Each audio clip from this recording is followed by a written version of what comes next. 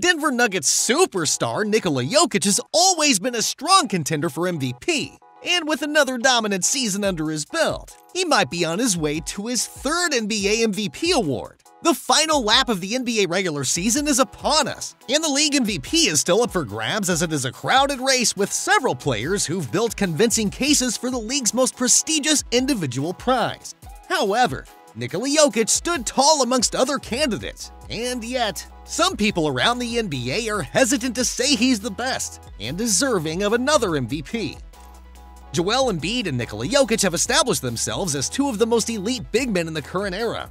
They have regularly competed as the frontrunners for the MVP award for several seasons. Given their shared positions as centers, comparisons between the two are bound to happen, inviting analysis of their playing styles and contributions. Speaking on the Draymond Green Show, Jamal Crawford offered his perspective on this topic, revealing who he favors and why. Embiid's more dominant in that regard, and he should have won MVP if he doesn't get hurt. But I think Joker, when you just factor in health, I think and health's nobody's fault. But I'm just saying, his style of play, he doesn't use athleticism. I have to go with Joker. Joker's playing the game backwards. And what I mean is, my man averages 30 points and he doesn't want to score. That's fact. That's a fact. Brother, I don't want to score. Here. And he still gets 30. Then he can still play big boy basketball as well. But the way he flows and the way he plays, and he plays a lot, like he's not missing games. As Joel has now missed 20-plus games for his Philadelphia 76ers in the 2023-24 regular season, the 65-game rule will force him to be ineligible for all prestigious nominations. With Shay's OKC Thunder currently occupying a top 2 seed in the West, and Nuggets right behind them, an even higher finish could help the Canadians surpass Jokic for the MVP award. But for Nikola Jokic, all the accolades and achievements appear to be a side quest, and he regrets being famous. It has been a running joke in the NBA world that the Joker treats his NBA career like a second job. Embiid's old teammate Patrick Beverley ripped him a new one for that. I mean, he's won a championship. He's gonna be famous. You know, like, obviously you don't want it, but while you're in the NBA, you're gonna be famous as every little thing you do. They even got how you warm up. Like, you know, like, it's just, you know, amplifies his fame even more. You know, they make it seem like basketball is his second job. They so hilarious. It is very hard for celebrities to live a private life, and it's a bad look for the MVP of the NBA. Beverly even pointed out the fact that there are even videos of how a player warms up. Therefore, there is a high chance that fame is not going to leave Jokic anytime soon. But if anyone can do it, it's Jokic. So let the man be. Sheesh. Jokic's stats typically look fantastic throughout the season.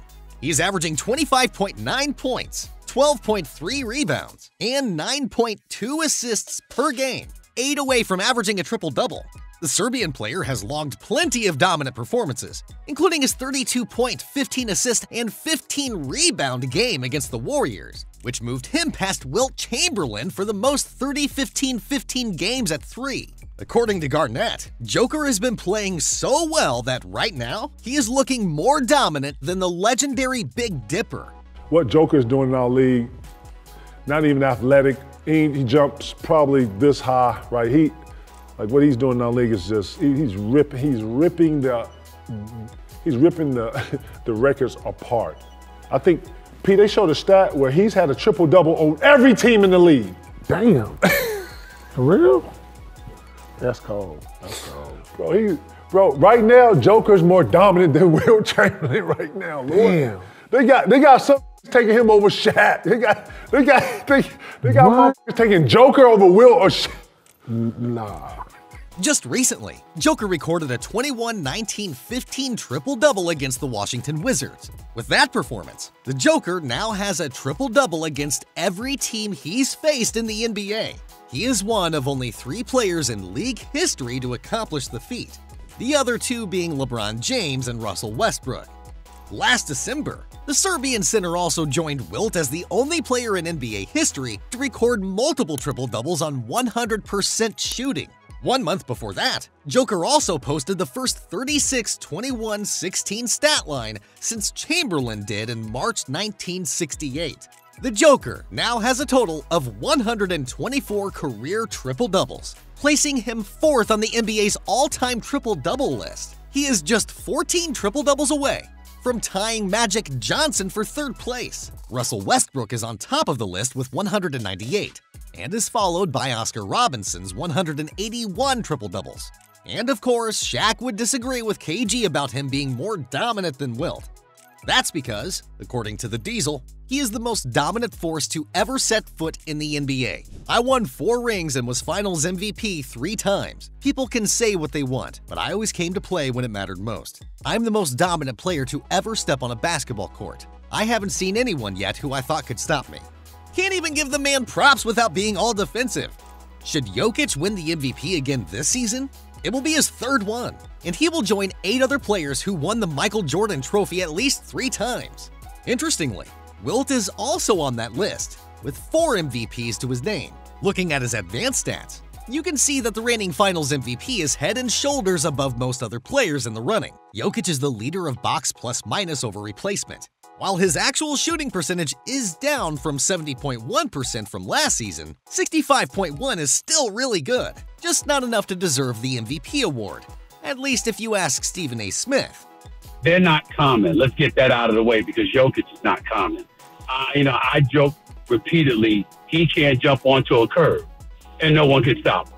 I've never seen anything like it. His footwork, his IQ, his skill set, he's the best in the game. Mike Malone is an exceptional coach and deserves far more praise than we give him. We're constantly mentioning great coaches in the NBA, and his name does not come up enough. And then you can't find, I'll challenge anybody to find a bigger fan of Jamal Murray than me. Jamal Murray is great, not good. I believe he's great. Jokic is the best in the game.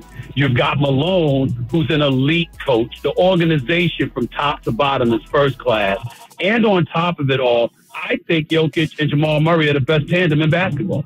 Better than LeBron and AD at this point. Better than Tatum and Brown until Boston proves otherwise. Better than anybody you can find. The way they play together and feed off of one another.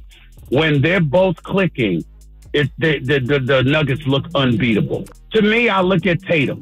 They're not the Denver Nuggets, but sometimes they look like it because of his greatness. We look at the Boston Celtics.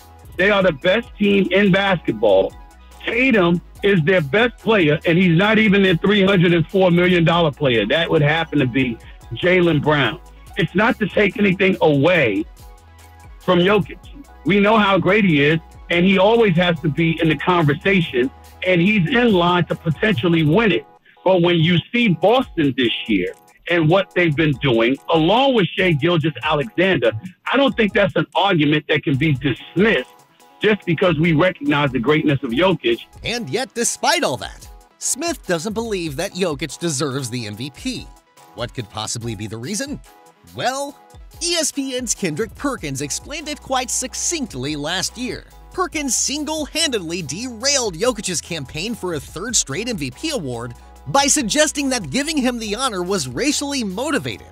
That steered into folks giving the MVP to Joel Embiid, who subsequently flamed out in the playoffs shortly thereafter. Jokic went on to win the championship and Finals MVP award. Smith is now trying to keep the MVP away from Jokic for the same reason. That would be the only way to explain why he would say all the things he said about Jokic, only to then turn around and not want to award him with the MVP in 2024. Compared to other MVP candidates this season, the Joker's numbers are just flat out better.